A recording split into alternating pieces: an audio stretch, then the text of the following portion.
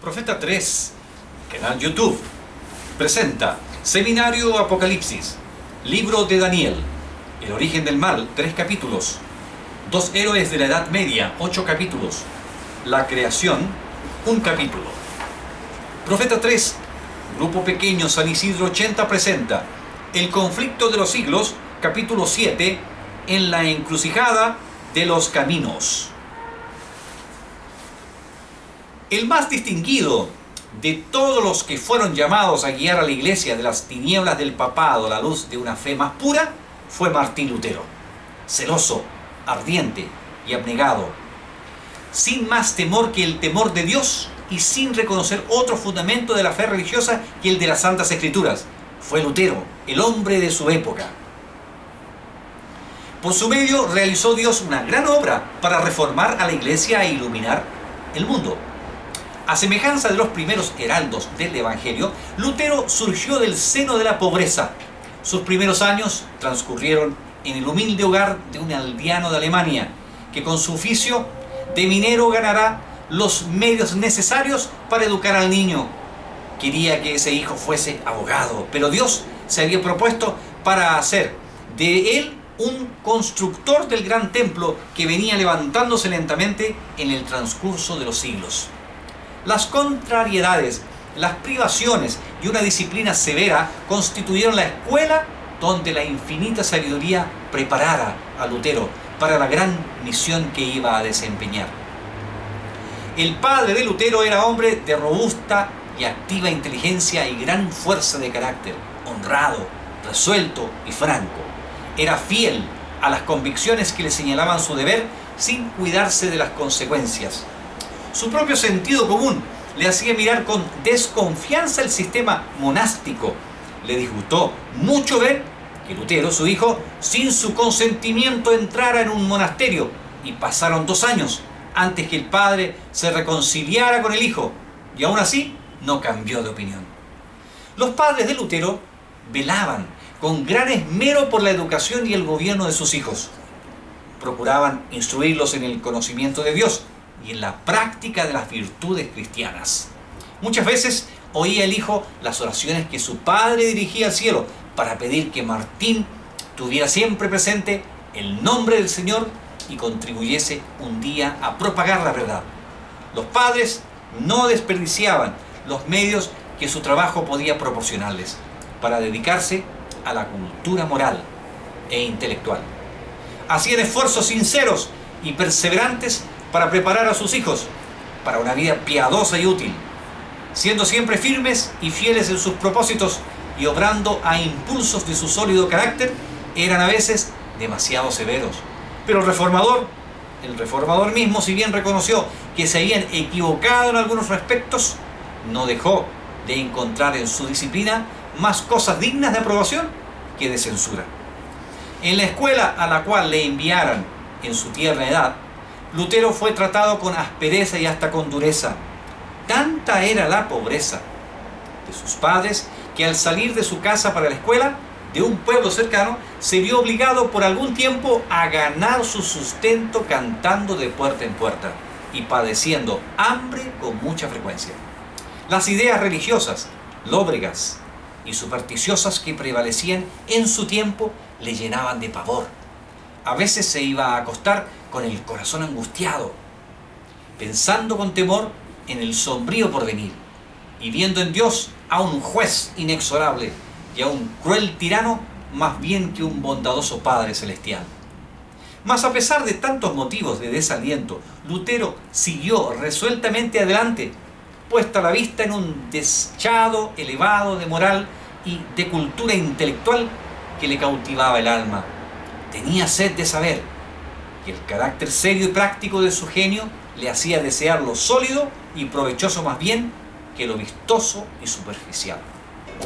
Cuando a la edad de 18 años ingresó en la Universidad de Erfurt, su situación era más favorable y se les ofrecían perspectivas más brillantes que las que había tenido en años anteriores. Sus padres podían entonces mantenerle más desahogadamente, ¿sí?, merced a la pequeña hacienda que habían logrado con su laboriosidad, y sus economías. Y la influencia de amigos juiciosos había borrado un tanto el sedimento de tristeza que dejara en su carácter su primera educación. Se dedicó a estudiar los mejores autores, atesorando con diligencia sus maduras reflexiones y haciendo suyo el tesoro de conocimientos de los sabios. Aún bajo la dura disciplina de sus primeros maestros, dio señales de distinción, y ahora, rodeado de influencias más favorables, vio desarrollarse rápidamente su talento.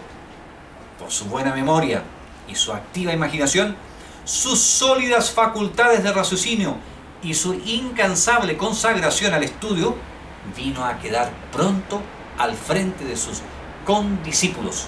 La disciplina intelectual maduró su entendimiento y la actividad mental despertó una aguda percepción que le preparó convenientemente para los conflictos de la vida. El temor del Señor moraba en el corazón de Lutero y le habilitó para mantenerse firme en sus propósitos y siempre humilde delante de Dios, permanentemente dominado por la convicción de que dependía del auxilio divino. Comenzaba cada día con oración y elevaba constantemente su corazón a Dios para pedirle su dirección y su auxilio. Orar bien, decía él con frecuencia, es la mejor mitad del estudio. Un día, mientras examinaba unos libros de la biblioteca de la universidad, descubrió Lutero una Biblia latina. Jamás había visto aquel libro, hasta ignoraba que existiese. Había oído porciones de los evangelios y de las epístolas que se leían en el culto público, y suponía que eso era todo lo que contenía la Biblia. Ahora veía por primera vez la palabra de Dios completa. Con reverencia mezclada de admiración, hojeó las sagradas páginas. Con impulso tembloroso y corazón turbado, leyó con atención las palabras de vida, deteniéndose a veces para exclamar: ¡ah, si Dios quisiese darme para mí otro libro como este! Los ángeles del cielo estaban a su lado, y rayos de luz del trono de Dios revelaban a su entendimiento los tesoros de la verdad. Siempre había tenido temor de ofender a Dios, pero ahora se sentía como nunca antes convencido de que era un pobre pecador. Un sincero deseo de librarse del pecado y de reconciliarse con Dios le indujo al fin a entrar en un claustro para consagrarse a la vida monástica. Allí se le obligó a desempeñar los trabajos más humillantes y a pedir limosna de casa en casa. Se hallaba en la edad en que más se apetecen el aprecio y el respeto de todos, y por consiguiente aquellas viles ocupaciones le mortificaban y le ofendían sus sentimientos. Pero todo lo sobrellevaba con paciencia, creyendo que lo necesitaba por causa de sus pecados. Dedicaba al estudio todo el tiempo que le dejaban libres sus ocupaciones de cada día, y aún robaba al sueño y a sus escasas comidas el tiempo que hubiera tenido que darles. Sobre todo, se deleitaba en el estudio de la palabra de Dios. Había encontrado una Biblia encadenada en el muro del convento y allá iba con frecuencia a escudriñarla.